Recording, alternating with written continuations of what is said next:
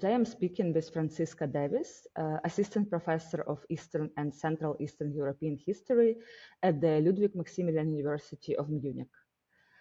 Thank you, Franziska, for being here.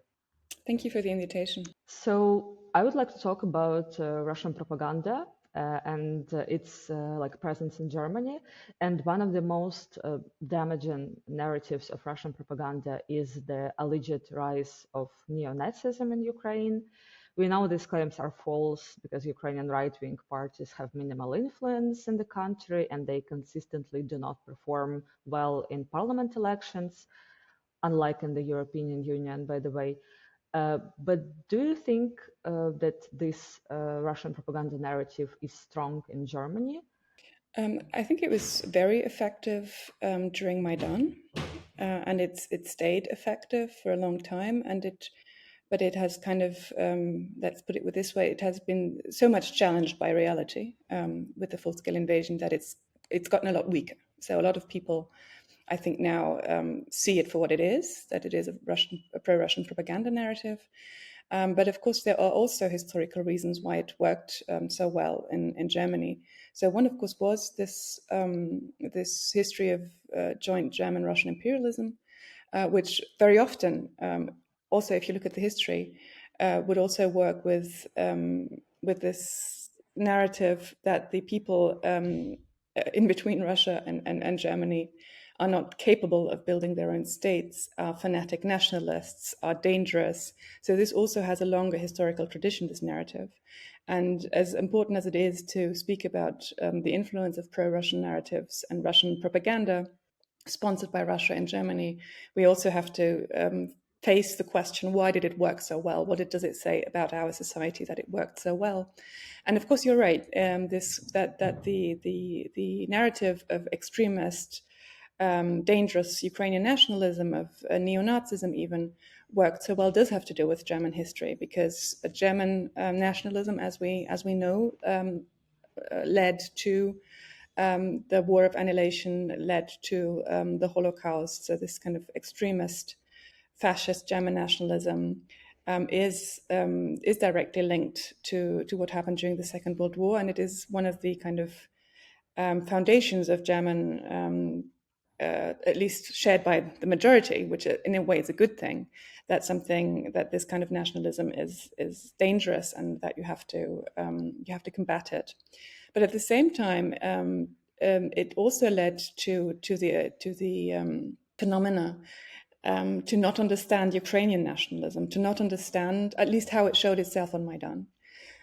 So, of course, Ukraine also had periods in history where this kind of brand of extremist nationalism was strong. But on Maidan, we saw for the vast majority of protesters a different kind of nationalism. So, kind of the symbol of a European Ukrainian nation as a symbol for freedom, as a symbol for the rule of law, as a symbol for European integration, and also, of course, a brand of nationalism which was anti-colonial, anti-imperial.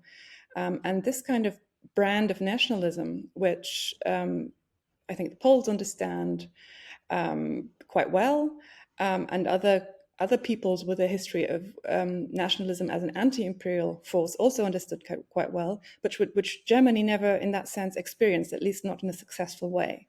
We never had this, let's say, national self-liberation grounded on a revolution. Germany did not free itself of Nazism. It did not free itself of German imperialism.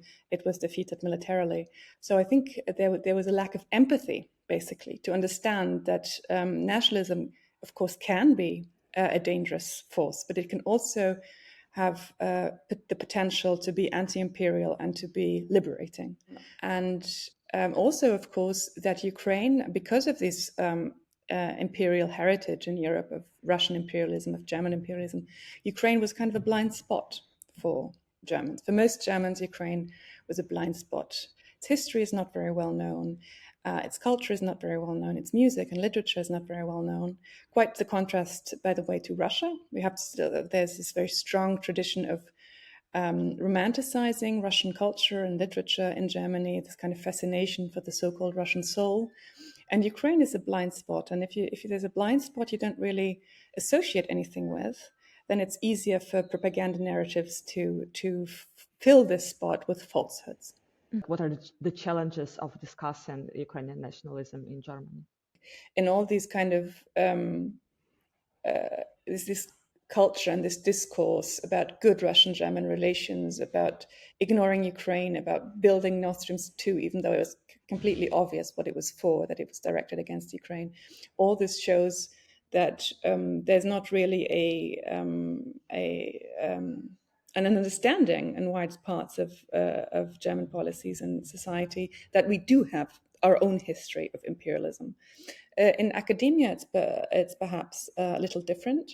The idea or the fact that the war of aggression, the war of annihilation against the Soviet Union and Poland, which of course took place to large parts on Belarusian and Ukrainian territory, was also a colonial war of exploitation. How the Eastern European studies have changed in your experience since the beginning of the war in Ukraine? Can you tell me a bit more about this? For example, if you start studying Eastern and Eastern Central European history, very often you would start with the Russian language, and this already kind of predisposes what you might be doing in your research later. But we are trying to change this together with colleagues. We founded a new organization, a new academic network, and we will actually have our opening conference will start tomorrow in the Carpathian Mountains. We named ourselves Uta, and the idea of this new academic organization is to really drive this process of decolonizing our field. Because I think it is important to not only discuss these changes, but to actually institutionalize them. As I understand, many Germans see Russia as the sole successor of the Soviet Union, which brings up the topic of collective responsibility for the World War II events. How do you think all of this affects Germans' perception of Russia's war against Ukraine and German policies on it? Could this sense of collective responsibility and memory of Nazi crimes be a weakness when it comes to seeing Russia for what it really is now? Collective guilt, I would say, does have a negative tone, negative ring in Germany, because also because of the history of Germany. But I do think that there is the tendency, at least for some, to not see Russian society as responsible for the war, to see this as Putin's war, and to see this as something which has been done by a small elite group in the Kremlin, and for which you can't really hold Russian society responsible. And in a way, of course, this is a repetition of our own history. When you nowadays read what some Russian people who say they're anti-Putin say about responsibility of Russian society, it's very similar to what Germans wrote about themselves in the 1950s, at least, and beyond that. To kind of see German society also just as a victim of Hitler, and now as some or many in Russia, and also those anti-Putin circles, also see Russian society as a victim of Putin, and are not prepared to address the question: what did we do to make this possible? What is our responsibility now, and how many Russians do actually support this war, and how do we reckon with this responsibility? So I do think that this kind of willingness to kind of show empathy with Russian society, to show also actually this, which I find quite amazing, this romanticization of Alexei Navalny and his team in Germany. I think it does and to kind of say, well, at least he's anti-Putin, his imperialistic and racist views are not important. The fact that the Team Navalny doesn't make Ukraine's victory its priority, all this is not so important, at least they're anti-Putin.